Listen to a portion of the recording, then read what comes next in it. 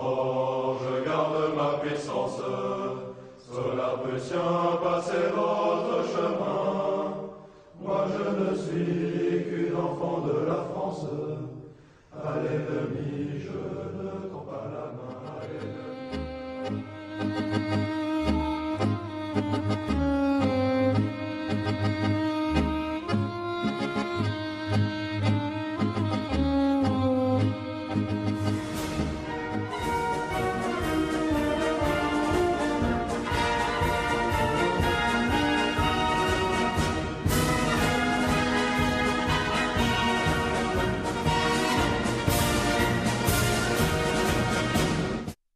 Dragi gledalci, dobroveče.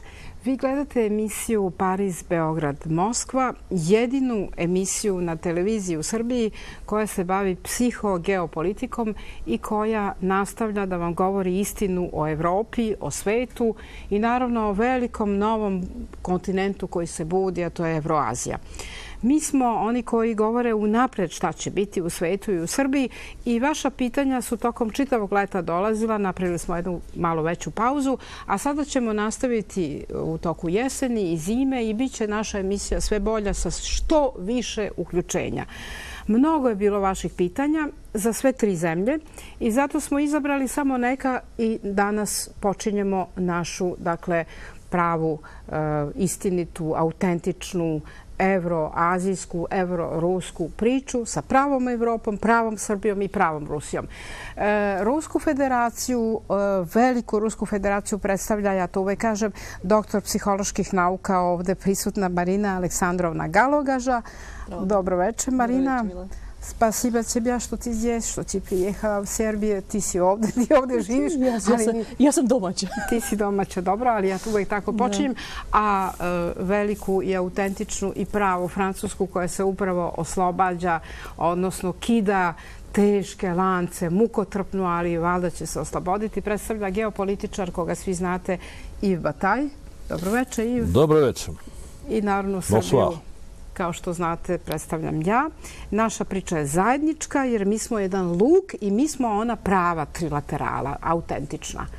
Ne ova trilaterala o kojoj slušate, nego ona koja dolazi sutra i koja je u stvari sudbina. Nju niko neće moći da zaobiđe. Počet ćemo odmah. Prvo će pitanje biti, znači odgovaramo na vaša pitanja, svako ima po 3 pitanja i na kraju naravno kao i uvek svi zajedno kažemo nešto, a da ne bismo gubili vreme idemo odmah jer je jako mnogo. Mi smo napravili naš izbor, ali to ne znači da vi drugi koji niste večeras na tapeti za odgovaranje, da vi nećete doći na red, ali morali smo da izaberemo. Prvo pitanje je za Francusku. Znači, za tebe i ono glasi, samo sekund, evo ovako da vidimo, Slobodan iz Beograda pita, rekli smo da ne čitamo prezimena, ni to nije problem, ali za sad su imena. Slobodan iz Beograda pita Yvesa Bataillea kako se odvija kampanja Nacionalnog fronta u Francuskoj, šta se dešava, znaju da si ti bio u kampanji, također naši ljudi su to negde, bare oni koji znaju, videli su te. Dakle, šta se dešava sa Nacionalnim frontom, kakva je kampanja buduće predsjednice Francuske ili možda neće biti, vidjet ćemo. Tu as compris la question? Kako da ne? Dobro, izvoli. Imaš peščanik. Alors, la campagne de Marine Le Pen, parce que c'est Marine Le Pen, c'est le Front National, c'est un mouvement. Marine Le Pen, c'est un mouvement plus large, qui a vocation à être majoritaire, dit-on, à Paris, et qui est le centre focal de toutes les discussions politiques de droite, de gauche, du centre, d'en haut, d'en bas, du côté, de dessous, en France. C'est le centre. Aujourd'hui, tout le monde se définit par rapport à Marine Le Pen et aux élections présidentielles en 2017, qui auront lieu en avril 2017. Et après les présidentielles, il y aura les élections législatives, très importantes aussi.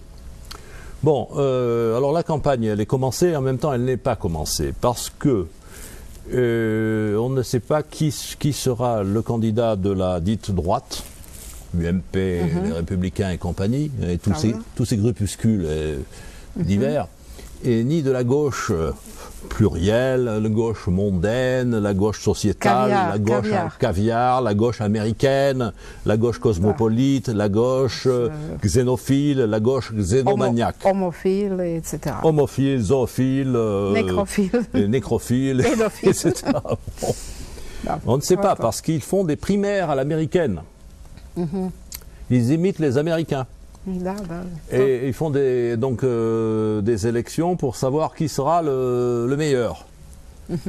Et pour le Front National, il n'y a pas de primaire parce que le candidat qui est une candidate, Marine Le Pen, a été désigné déjà et il n'y a pas de contestation.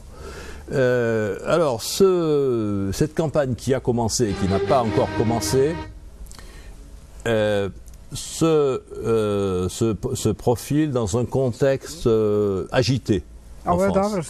Un contexte agité qui est marqué par le problème des migrants, asylanti, qui passent par ici d'ailleurs, par Belgrade, ensuite qui s'en vont, on ne sait trop, maintenant ils passent plus par la Hongrie, alors ils passent par l'entité zagrébine, qu'on appelle la Croatie, et puis il passe aussi par la Bosnie, en secteur musulman, par l'Albanie, et ensuite ils vont en Italie. Tout le monde va en Italie aujourd'hui, hein, les Africains, les subsahariens, et puis les pseudo-syriens qui ne sont pas syriens d'ailleurs. La majorité des dits migrants et réfugiés n'est pas syrienne. Ça, il faut le dire. C'est des gens qui viennent d'Afghanistan, du Pakistan, de partout. Bon. La campagne, on peut dire qu'elle a commencé quand Marine Le Pen a fait à Fréjus son grand discours intitulé « À droite et à gauche ». Alors, c'est ni à droite ni à gauche, ou c'est à droite et à gauche. C'est-à-dire qu'un mouvement national populaire qui prend une ampleur présidentielle ne peut pas être d'un côté. Il est partout. Et un peu comme le mouvement péroniste en Argentine le fut. Et donc, d'ailleurs, on le voit, il y a des ralliements de la gauche et des ralliements de la droite. Donc, on est dans une nouvelle réalité. Dans un moment où le gouvernement, avec Hollande, que l'on appelle de plus en plus Hollandouille, c'est un jeu de mots, est en complète déconfiture. Enfin, on l'a vu encore aujourd'hui, Vladimir Poutine a annoncé qu'il ne se rendrait pas à Paris. Il devait s'y rendre pour inaugurer le centre culturel et la grande église orthodoxe qui a été érigée en plein centre de Paris à côté de la Tour Eiffel, un grand centre orthodoxe. Et il n'ira pas, et c'est le mieux, parce que moi-même j'ai dit il ne faut pas qu'il vienne, parce que c'est trop dangereux pour lui. Bien qu'il ait une garde rapprochée extrêmement efficace, et rapprochée puis plus lointaine, il y a quand même toujours un attentat possible, et un attentat à Paris, donc il a reporté sa venue. Bon, je pense qu'il viendra quand Hollande sera arrêté. Arrêté politiquement. Je n'ai pas dit qu'il serait arrêté, mais arrêté politiquement. On s'arrête là. Bon, on verra. Donc c'est voilà, la campagne a commencé et elle n'a pas commencé. Mais tout le monde sait qu'elle a commencé. Pa to je u ozbiljnim zemljama, kampanja počinje godinu dana ranije. Da, Iv je u kampanji sa Marinom Le Pen i oni su krenuli prvo po obodu Francuske, kao što to biva, znači po malim mestima, selima, i na kraju će biti Pariz. Ali počeli su na vreme da se spreme za april 2017. Biće teško, ali ne nemoguće. Što se ruskog predsjednika tiče, upravo smo čuli od Iva da on neće doći u Pariz, i bolje da ne dolazi u ovom trenutku atentata i pucanja. Mogao bi Putin nekog svog dvojnika da pošalje eventualno, ali ako ne to, zaista ne treba onda ide. Juste, la campagne de Marine Le Pen porte sur la sortie de la France de l'OTAN, le Frexit, c'est-à-dire la sortie de l'Union européenne. To je bilo sljedeće pitanje, ali dobro. La sortie de l'Union européenne. Da. Vesna iz Zemuna je pitala... Le recouvrement de l'indépendance nationale et de la souveraineté. To je bila Vesna iz Zemuna je upravo pitala da li će Francuska izaći iz Evropske unije. Engleska to je Brexit, a ovo je Franskit, znači Francuska izlazi. No, Frexit. Frexit, dobro.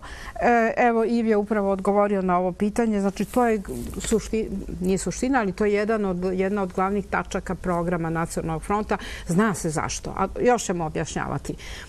Ajmo sada da budemo ovako pravedni što se vremena tiče, koga u kosmosu nema, ja to uvijek ponavljam, ali ima ga ovdje kod nas. Marinačka, za tebe pitanje, za Rusiju pitanje. Milan iz Sremske Mitrovice pita, tu je bilo više pitanja. Prvo pitanje je bilo, dobro, mi ćemo podeliti, ali sam stavila u grozd. Prvo pitanje, zbog čega ruske banke ne mogu da pozajmljuju na zapadnom tržištu? Vezano za to pitanje, da li bi Rusija mogla da napravi svoju monetu, novu? I ovdje imamo još par pitanja. Dobro, ostala ćemo kasnije. Za sad je to. Za tebe, znači, pitanje čisto finansijsko, monetarno, ekonomsko, kako hoćemo. Pitaju ga ljudi, ja ne znam šta je Milan, da li je stručnjak ili nije, ali mi govorimo tako da objasnimo i ljudima koji su laici, a i stručnjacima. Pa dobro, nisam ni ja neki poveći ekonomista, muža ekonomista koji to više zna. Ono što svi znamo to je da je to američka zabrana, ali ti to sad objasni. Jeste to američka zabrana. Radi se o tome da sada smo već svi postali svjesni da je Rusija u ratu, u hibridnom ratu sa, kažemo tako, zapadna civilizacija protiv istočne civilizacije. Ovo je monetarni sistem koji je danas prisutan u Europi, u Americi i tako dalje. To je zapadno oružje i preko novca Zapad manipuliše i kolonizira ostatak svijeta. I sad, ako vi protiv nekog ratujete, zašto bi vi njemu dali svoje oružje? Normalno da su novac, novac je jedan instrument u toj borbi, kao što je kultura, kao što su oružje i novac kao sistem ucene, povuce, poteze. Mi ovdje u Srbiji to vrlo dobro na sebi možemo da osjetimo koliko ta povuce poteze sa tim zatezanjem, da su nama pare ispumpavaju, nama govore trebate da budete štedljivi. To isto u Rusiji. Mogu reći da je sada u Rusiji ekonomska situacija da ne kažemo teška, ali je mnogo loše od onoga to što je bilo recimo prije 3-4 godine. Ali opet, mi smo Sloveni, zato smo i opstali, zato što kažemo ono to što nas ne ubije, nas će ojačati. I ove svi sankcije koje su napravljene na Rusiju i ekonomski ne daju zaduživanje i sa hranom i sa tehnologijama, to ima zapravo kontraefekt. U Rusiji se pokrenulo, to smo već govorili o tome, to se pokrenulo svoju proizvodnju, to je natjeralo da se naprave svoje financijske neki instrumente kao što svoje unutarnje kartice, platne kartice, zamjena za Visa, Master i tako dalje. Nije još pustili, pošto ima unutarnje puno sabotaže što se toga tiče. I što nas ne ubije, nas ojače. Znači sve što oni htjeli čime nas htjeli da pritisnu, to zapravo ide nama na ruku i osvešćuje nas. To bi bilo to. Dobro, deo pitanja je bio u vezi monete, da li Rusija može da napravi svoju monetu, jer ti si odgovarajući zaboravila samo jednu stvar da kažeš kad si govorila o tom novcu za Zapada, da je to naravno lažni papir. Znate kako, što se tiče novca, to je pitanje... Štamparija. Jeste pitanje vrlo onako nije jednostavno. I sad postoji puno teorije. Znači puno teorije, puno različitih spekulacija, uključujući do neke teorije zagovara za zavjere koje kaže da su američki federalne rezerve bili su napravljene na zlato Romanovih. Ima i takve teorije i da su današnji sistem financijski, to je zapravo ruski sistem napravljen na ruskom zlatu i da su Rusi vlasnici 88% svega novca u svijetu. Gotovo je sada, više nema tog zlata više. Pa smo mi pričali da je nestalo. Ono je nestalo, ali mi govorimo o vlasništvu nad federalnim rezervima. Da, to je gotovo, to je privatno vlasništvo. Sad je to je nestalo iz Amerike, nema više. To je sada kod njihovih oligarha. Sa tim se oprosti. Pitanje, gledaj, kad suzimo temu, kad govorimo o novcu kao o novcu, da li Rusija će napraviti neku rezervnu valutu? Da, pa to. Sumnjam. Ja lično sumnjam. Rusija će ostati na rublju i će ići na varijantu razmjene, ekonomske razmjene za svoju valutu sa Kinom, sa Brazilom, sa Iranom i tako dalje. Ali neka nova valuta, ja sumnjam da će biti napravljena, ali to sve proizilazi iz paradigme novog milenijuma, nove civilizacije i svjetskog ustrojstva koje će vladati svijetom, u kojem će biti potpuno promijenjena filozofija i novca i imovine i cijele ekonomije kao ekonomije. Ali to je neka onako dublja tema za posebnu emisiju. Ja ne bih sada u to da se... Koliko sam ja shvatila tvoje pitanje tebi upućeno, to nije bilo pitanje da li će rublja da nestane, nego je bilo pitanje, verovatno se odnosilo na ono što smo mi ranije objašnjavali. Rublja će ostati... Verovatno se odnosilo na nešto drugo, a to je da li će rublja jednog dana tražiti da se sama postavi zajedno sa drugima na zlatnu osnovu koje nema. Ima jedan jako dobar vic. Sad, pošto mi onako, da ne budemo skroz ozbiljni, kažu, umro predsjednik Amerike, dospio on tamo već gdje se dospjeva, prođe neko vrijeme, dođe on tamo, kod njih isto ima bar, restorana ili šta, dođe i kaže, jel mogu ja da odim bar na jedan dan u Ameriku da vidim kako je tamo? Ovo kaže, dobro, ali ne smiješ ništa da pitaš. Kaže, dobro. Sad dođe on u bar, kaže, jel postoji Amerika? Pitat barmena. Barmen kaže, postoje. Jel postoji Coca-Cola? Postoje. Super, kaže, koliko košta? Ovo kaže, 3 rublje. Dobro. Tako da, pa dobro, ti si odgovorila. Što se tiče Rusije, rublje će ostati i Rusija će trajati dok sveta i veka. Ti si sad odgovorila, a tek si preko vica odgovorila. Da. Dobro, Marina, hvala. Ja mislim da je to bila suština pitanja. Ne da li će da nestane, naravno da neće nestati, nego da li će tražiti da se postavi ponovo na realnu osnovu koje danas nema. Treće pitanje je Milica iz Niša uputila meni. Pitanje, o tome smo Milice već mnogo puta govorili, ali sad verovatno neki novi aspekt. Ona postavlja jednostavno pitanje koji su pravi centri moći u Srbiji, a koji u svetu. To je jako Milice, teško je to odgovoriti na takvo pitanje, ali mi smo ovdje poznati po toj sintezi. Gledamo da što kraće, što jednostavnije, što istinitije kažemo. Jer mi ne govorimo u stvari teorije pričamo o ex katedra, ovdje govorimo šta znamo iz prakse. Ruske, francuske ili naše. Centri moći u Srbiji, ja mislim da ih nema, da su oni na polju svi. Bez obzira što se naše vlasti možda trude da nešto sada urade, centri moći nisu u Srbiji. Centri moći nisu ni u Beloj kući, kao što misli prosječan Srbin. Centri moći nisu ni u Vašingtonu. Obično taj naš narod misli da su to centri moći.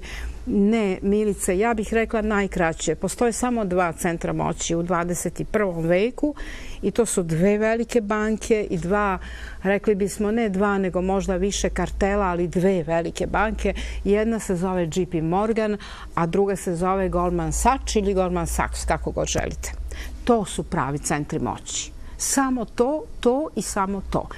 Dakle, niti su predsjednici, niti je predsjednik Amerike nekakva moć, niti su državnici danas moći, državnika i više i nema, to su uglavnom marionete. Svetsku politiku vode ovi bankarski karteli, oni su ti koji pljačkaju ceo svet, apsolutno. Oni su ti koji su doveli dotle još, kao što smo rekli u jednoj od bivših emisija, još 70. godina prošlog veka koje su počeli da izvlače zlato iz svih zemalja, odnosno iz svih centralnih banaka u svetu.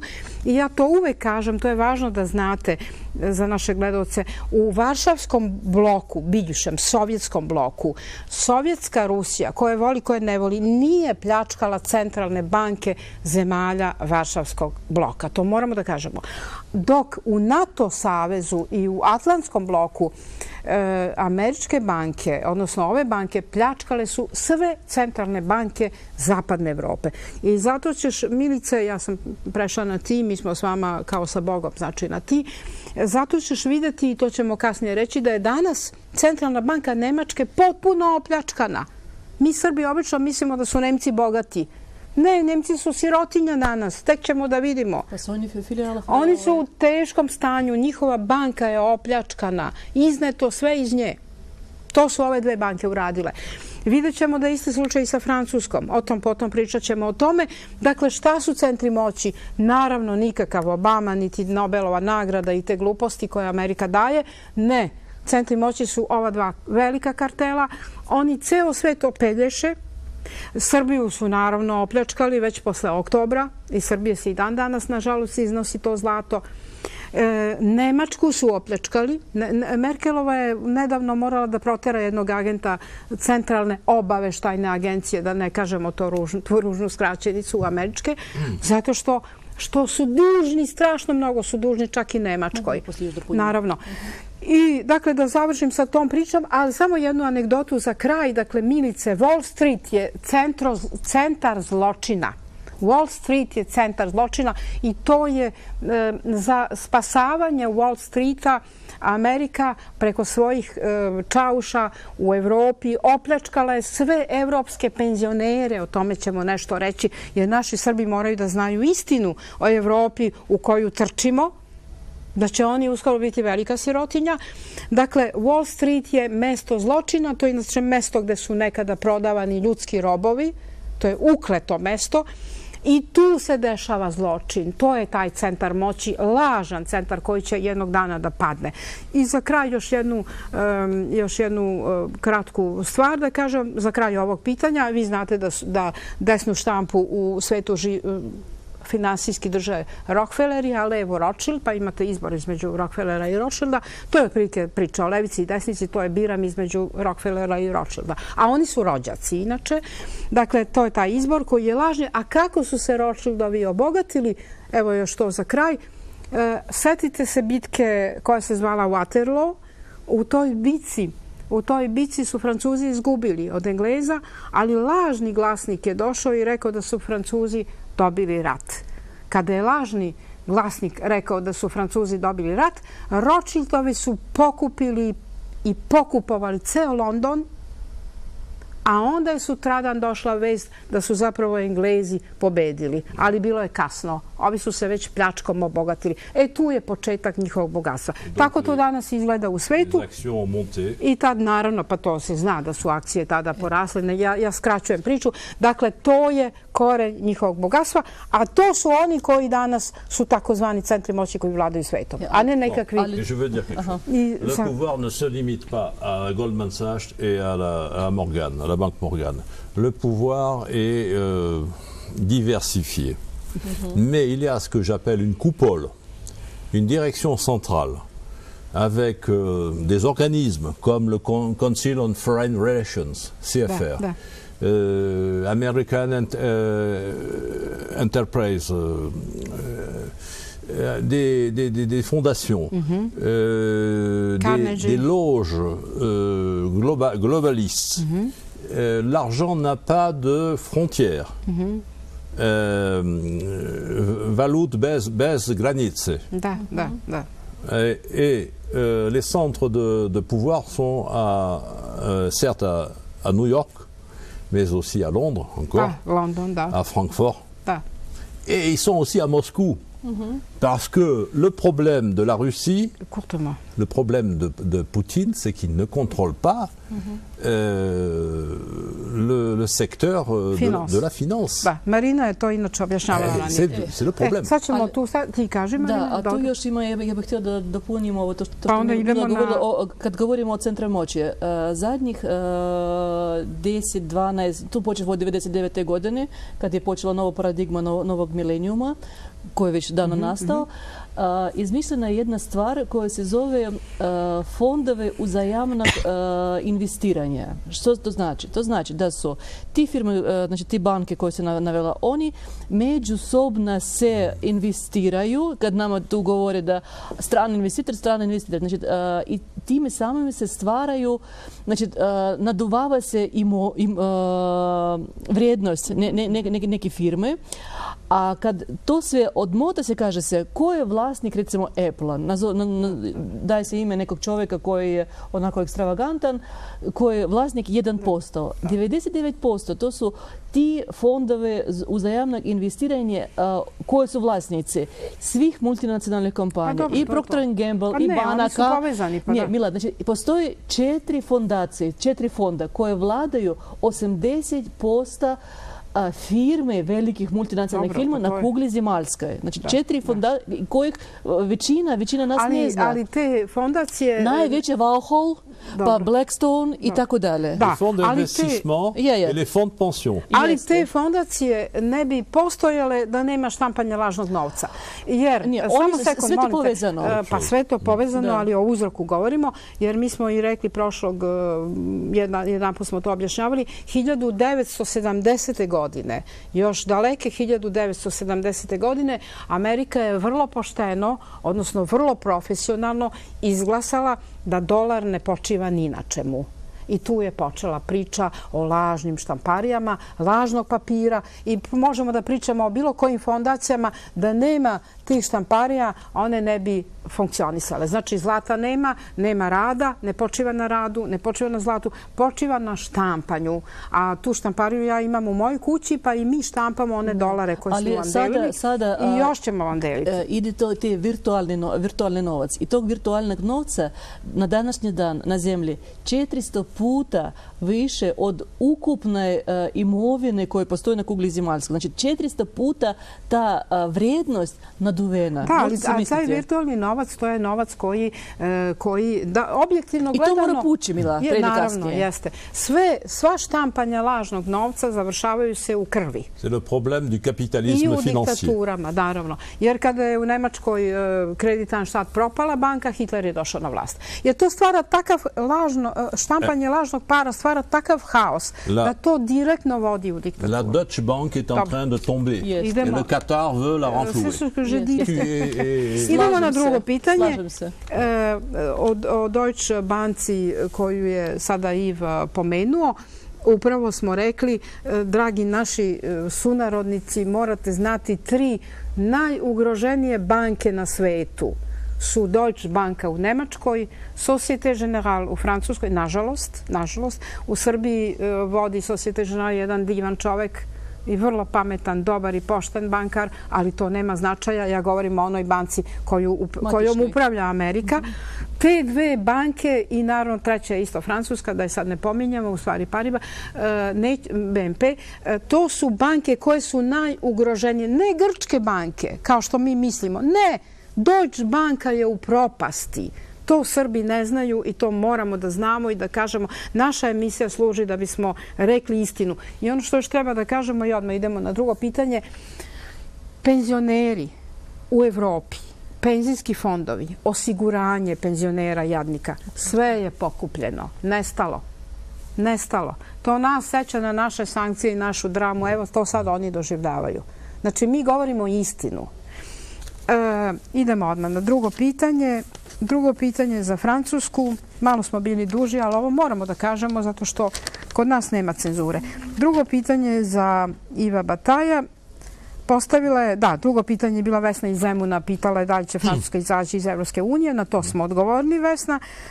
Treće pitanje je za Iva Bataja. Miroslav iz Valjeva. Miroslav iz Valjeva te pita kako, gospodine Bataj, kako vi vidite kao geopolitičar budućnost Balkana? To je jako široko pitanje, ali onoliko koliko možeš. Les Balkans. L'avenir des Balkans ne peut pas être séparé de l'avenir de l'Europe, du continent européen. Je dis bien du continent européen, pas de l'Union européenne. C'est différent. Bon, la Suisse est dans l'Europe, elle n'est pas dans l'Union européenne, la Suisse. La Suède non plus d'ailleurs. Bon. L'Islande non plus. Donc géographiquement et civilisationnellement, nous sommes dans l'Europe, ici dans les Balkans.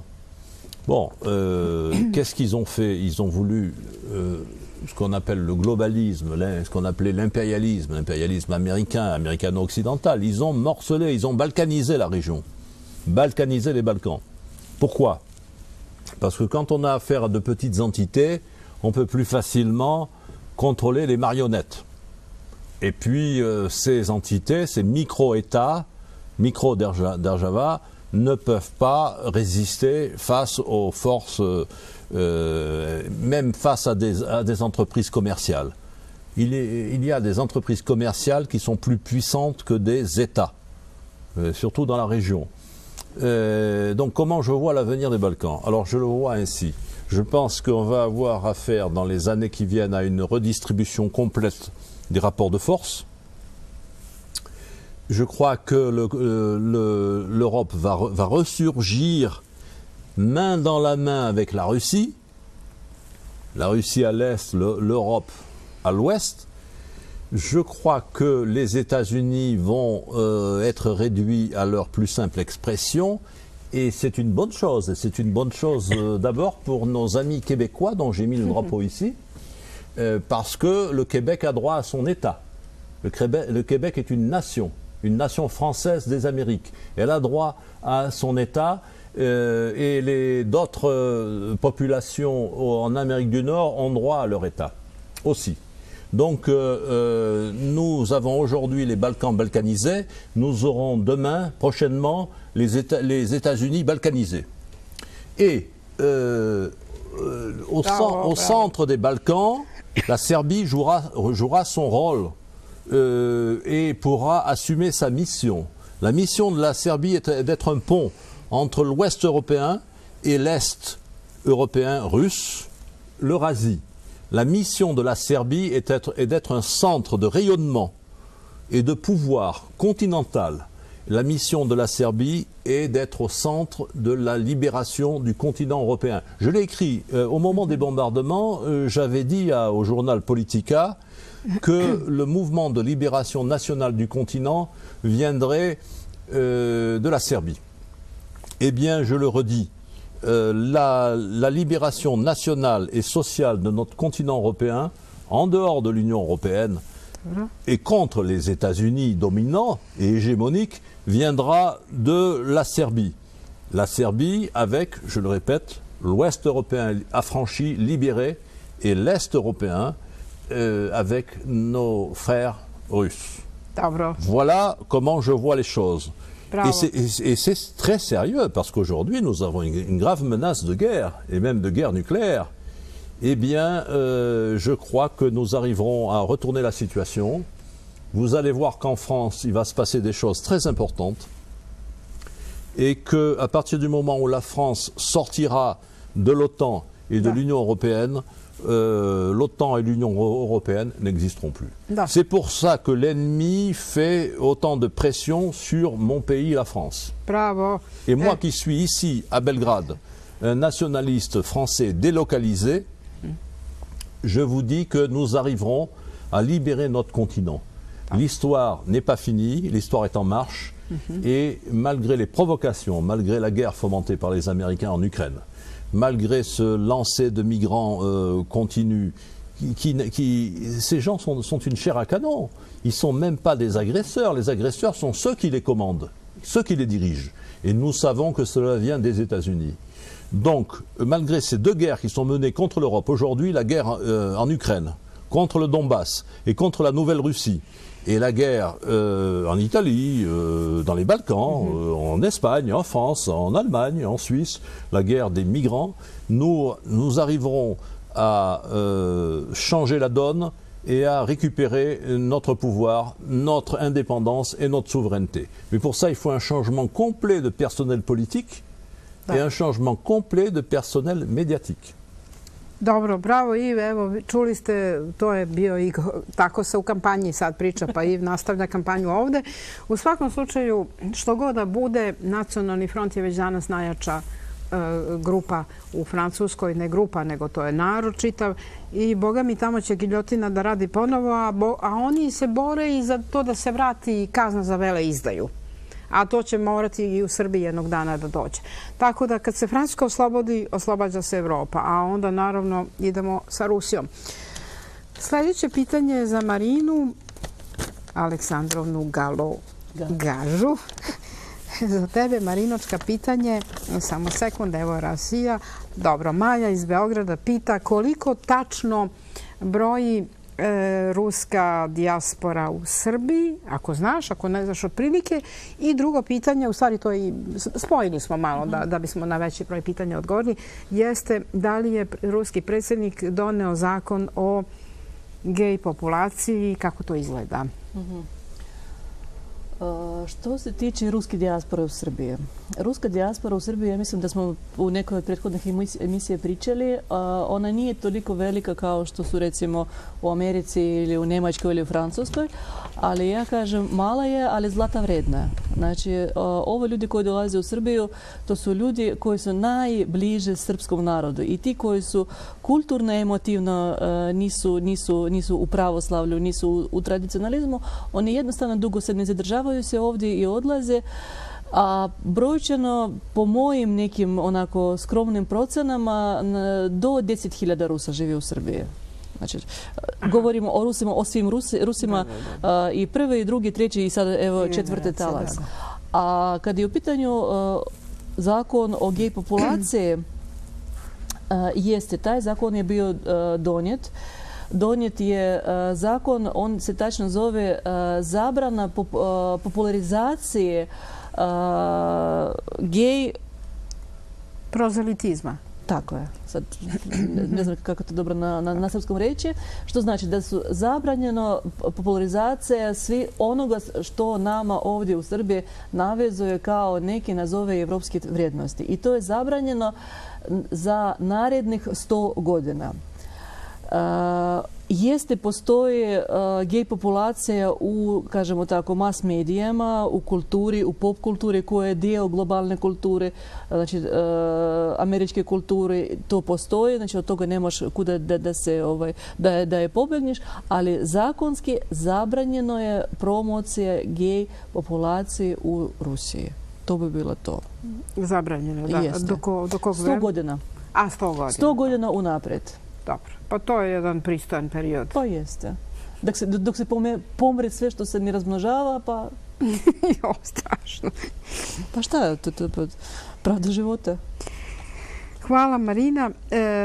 Sljedeće pitanje je bilo za mene zašto pitanje postavlja Ivana iz Rakovice. Ivana Rakovica, kao da je to nešto daleko sad iz Rakovice, to kao neki kvart, dobro. Blizu Beogradu. Da, pa to je, pa mogla je da... Manastir gdje se hranjen patrijarh Pavle. Dobro, da, pa evo neka autonomija Rakovice, da. Zašto nam medija u Srbiji ne kažu istinu? Pa dobro, Ivana, medija u Srbiji su kupljena u oktobarskom prevratu kada je spekulator Šoroš ili Soros ušao, on je kupio medija, kupio je i fakultete i mnoge potkupljive intelektualce. Da, danas drži general američki, je li tako? Piraeus. On drži, je li tako, televiziju neku, on je vlasnik programa, on je vlasnik reality programa. Les télé-réalités. Eto, znači vidimo ko je vlasnik tih šund programa. Kada jednog dana mi dođemo na vlast, mi ćemo uvesti ogroman porez na šund. Ovo šali pričam.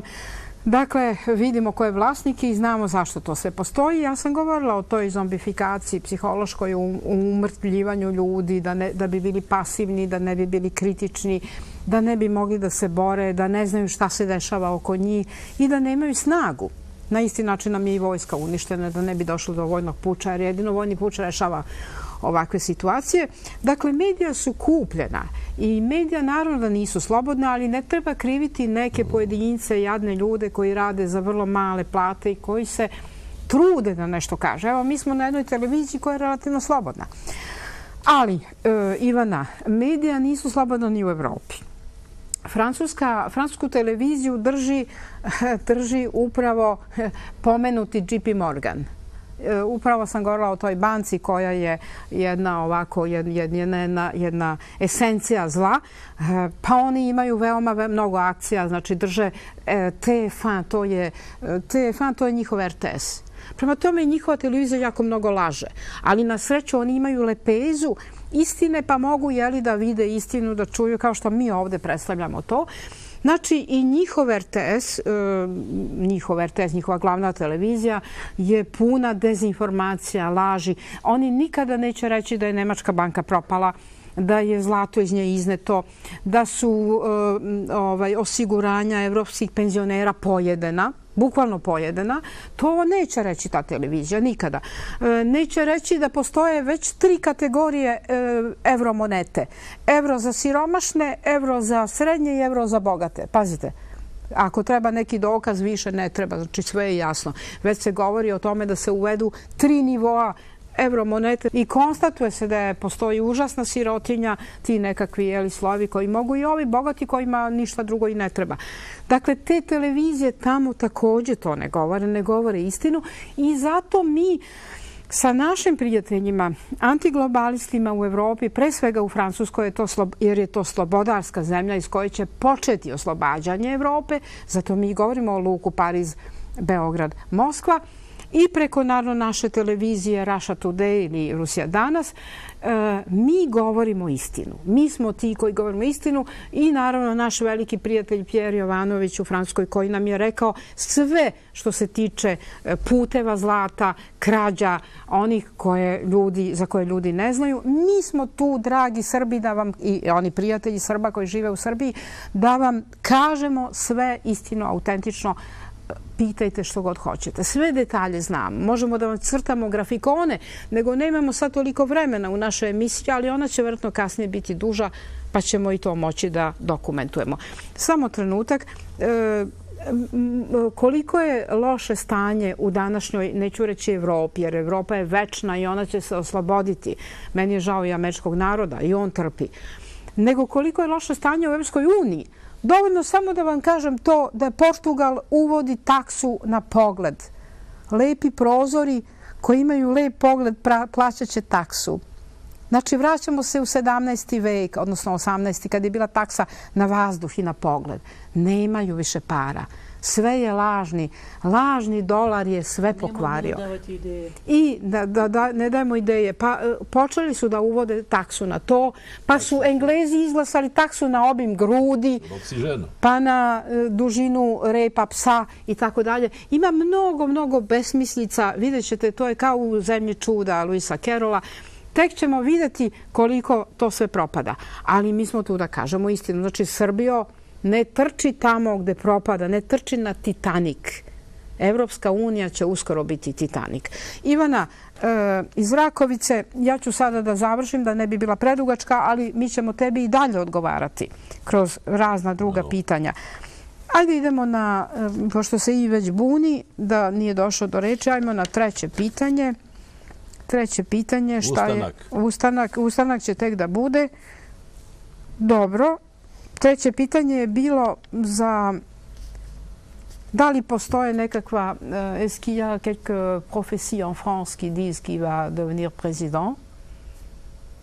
C'est par rapport à Nostradamus? Non, les prophéties c'est une chose, les prévisions, c'est autre chose. Dobro. Ja, izvinite, to je bilo pitanje za Rusiju. Za tebe je pitanje ovo.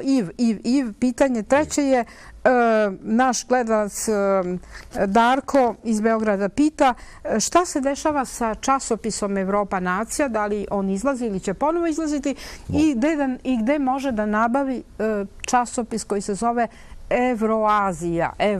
Europa Nacija de mon ami Ugo Gaudenzi qui habite à Belgrade. Est un journal mensuel qui a été publié en Serbie et qui va peut-être reprendre. Voilà, je vous donne l'information qui va peut-être recommencer à être publiée. Quant à Eurasia, c'est la revue que j'ai devant moi ici. C'est une revue thématique italienne. Il n'y a pas de zoom. Da, ajde malo da vidimo. Ovaj časopis inače je jedan čitav posvećen Balkanu, a jedan takozvanoj geopolitici pravoslavlja. Ce numéro, l'avant-dernier numéro, est un numéro consacré au Balkan, et évidemment à la Serbie, à la Republika Srpska, etc. Et édité par mon ami Claudio Muti, qui est professeur en Italie, à Parme, professeur de philologie finno-ougrienne, et à laquelle je collabore, à laquelle collabore Alexandre Dugin et un certain nombre de notre ami Engdahl, des gens de différents pays qui sont des spécialistes de la géopolitique et de la géoéconomie. Et on pourrait dire aussi de la géoculture, si le mot est bon et est adéquat. Et c'est une revue, là, le dernier, ça c'est l'avant-dernier numéro. Le dernier numéro est consacré à l'orthodoxie, à la géopolitique de l'ère orthodoxe. Et j'ai fait un texte sur l'Église orthodoxe serbe et les problèmes avec le patriarcat de Constantinople et le patriarcat de Moscou. Dobro, gde može da se nađe? Voilà, alors on peut simplement, pour ceux qui ont Internet, je suppose que tout le monde a Internet, j'en connais qui n'ont pas d'ailleurs, Eurasia, à Latinica, Eurasia, parce que c'est une revue italienne, je le répète, Eurasia-rivista.org. Et là-dessus, on a tous les éléments pour pouvoir joindre. Il y a aussi un site internet. Voilà, cette revue Eurasia, qui est une bonne revue, pas parce que je fais quelque chose dedans, mais parce qu'elle est de bon niveau. Evo, dragi gledalci, to je sam dokaz prave Evrope. Znači, ovaj časopis je italijanski, zove se Evrazija, odnosno Evroazija. Glavni su urednici, kao što je Iv rekao, profesor Claudio Muti, Aleksandar Dugin iz Moskve, Ugo Gaudenzi iz Italije i evo Iv Bataj, koji također ima tekstove u časopisu. Vernole. I Vernole, Stefano Vernole, to su Engdahl, imamo, to su čuveni geopolitičari i antiglobalisti svetski. Časopis jedan čitav je posvećen... Nisu političari, su geopolitičari. Geopolitikologi. Politikolozi. Znači, jedan čitav broj je posvećen geopolitici pravoslavlja, geopolitici Balkana, Srbiji, i je baš o tome pisao. Znači, to je jedan briljantan časopis u čekanju u međuvremenu dok se časopis Evropa nacija u kome je sarađivao naš čuveni Kalajić, jer tako, dok se on ne obnovi. Znači, evo, javite se slobodno nama, koga zanima, može da dobije časopis. Sad idemo na treće pitanje koje sam ja pogrešno rekla. Ivu, tokom emisije bila jedna mala greška iz režije, možda ste čuli kad je počela Sudbinska simfonija, ali to nije, a ta greška je tamo lepo došla od gore, od onog koji sve sređuje, jer kada je Iv rekao neke suštinske stvari, bile je ono tako da mi nećemo tu grešku da brišemo. To da zna, to nije greška, to je Božja volja. Marina, treće pitanje za tebe iz Novog Sada, samo znam da iz Novog Sada, Svetlana iz Novog Sada pita da li postoje neki značajni, evo mi se šetamo od materijalnog, od empirijski vidljivog, proverljivog, logičkog ka duhovnom i ka spiritualnom, ka možda nečemu što je i okultno, a zašto da ne čitam dijapazon pokrivamo, jer smo sposobni da pričamo jednostavno. Svetlana pita da li postoje neki ruski proroci ili prorok ili kako već ti to vidiš, koji su u ravni nekog Nostradamusa ili našeg srpskog Tarabića. Da. Miloša i Mitra. Ja mislim da je Svetlana mislila na monaha Avela, koga zovu ruski Nostradamus. I druga osoba koja je isto tako bila, treba reći da u Rusiji proročanstvima, odnosno predviđenjima, uvijek su bavili jurodivi i monasi. Jurodivi, da. Jurodivi, da. I monasi. I monah Avel i matrona, čuvena matrona Moskovska, ona je... Matrona je bila u rangu vange, znači ona je rješavala neki onako pitanje ljudi običnih. A monah Avel, on se proslavio se time to što je proročestvo za carske porodice. On je navodno, jer svi su te proročanstva, oni su se ispunili tek poslije kad su se odigrali. Znači on je proročestvo caru Pavlu, pa Jekaterini, pa čak govori i da Romanovu i svaki car koji je dolazio na prestol, on je htio da dobije to koferče sa proročestvima koje su Avel zapisao. Ali kad govorimo o proročanstvima, sad malo izađemo iz pitanja, ali ja smatram da to je vrlo bitno i na tome bi mogli da postavimo tačku današnje emisije. Sva proročanstva, ona su, kažemo, ako ne kažemo od Boga, onda je od promijenjeno stanje svijesti. Znači čovjek dolazi u neko promijenjeno stanje svijesti, ulazi na neki nivo i onda otvara se njemu određene kanale. Ja kao čovjek koji se ipak bavim se naukom, i meni uvijek zanimaju stvari koje se može potvrditi empirijski, koje su praktične.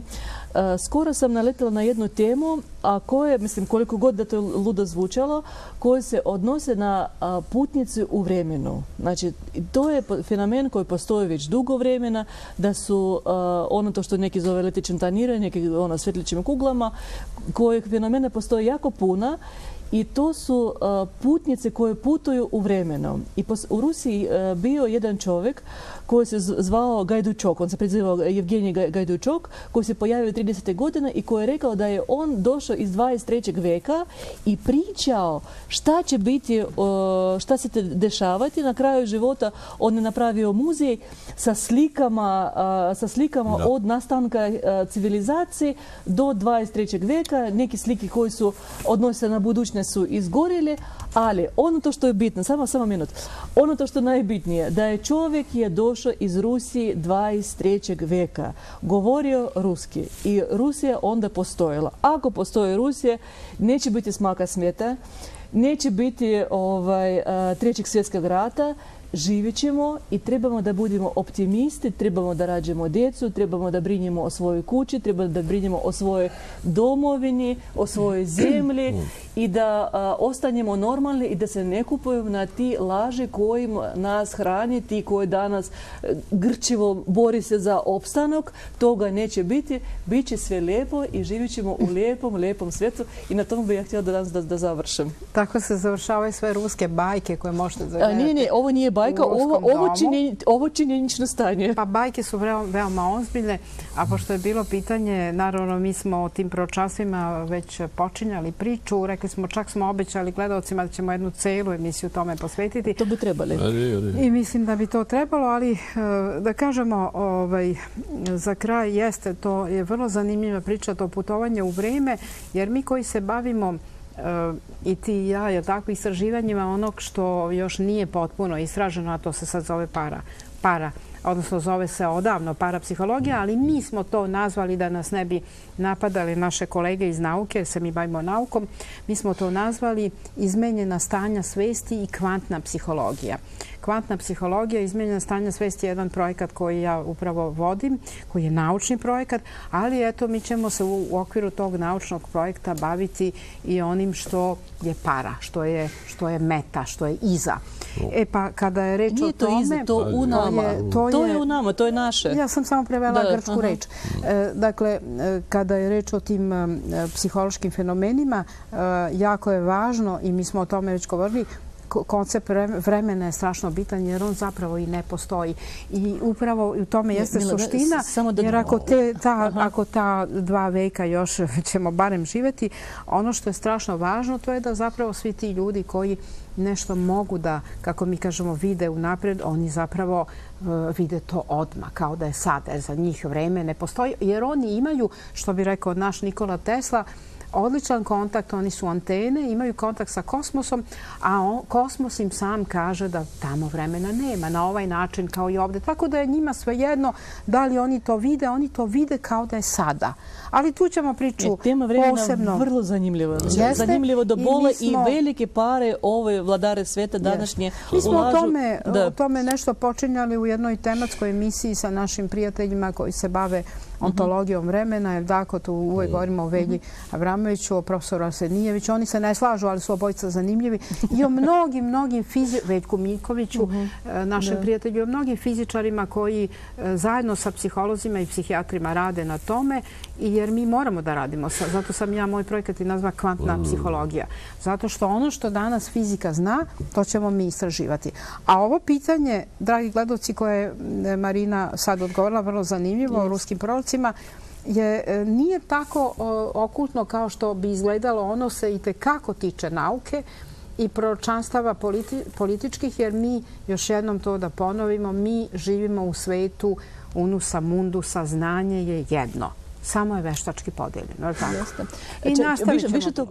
To je jako puno falsifikacije u zvanične nauke koje ne da razvoj ovih grana. Da bi se vladalo, da bi držali nas robovima. Ali mi obećavamo vama da ćemo o tome posebno pričati i posvećujemo čitavu emisiju tome. Evo, obećavamo, samo ne možemo da kažemo kada, ali obećavamo. Dragi gledalci, ovo je naša maskota. Evo sada psihološki u svakom čovjeku postoji ego stanje deteta. Naša maskot. I naša maskota je Maša koja je osvojila zapad, Maša i Meda. Maša je danas popularnija od Donalda Ducka i od Mickey Mouse-a. I Toma Jerrya. I jeste, i mi smo srećni što je Maša popularnija jer ona je vesnik Evroazije.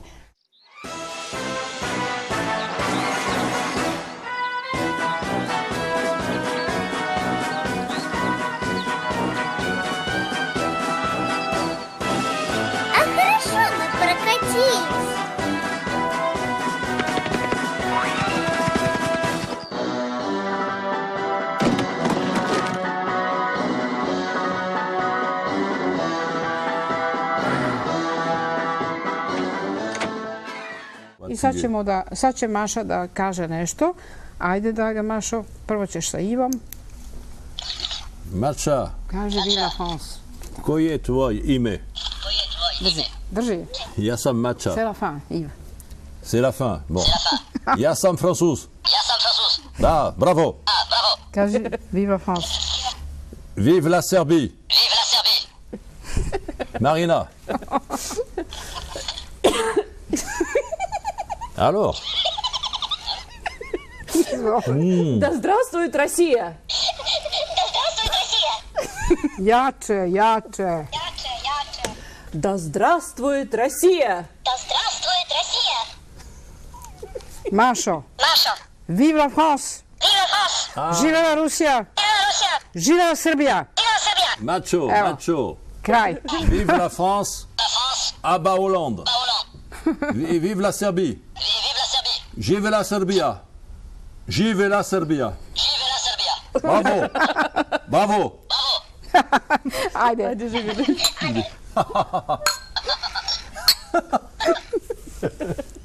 Je garde ma puissance, cela peut bien passer votre chemin. Moi je ne suis qu'un enfant de la France, à l'ennemi je ne tends pas la main.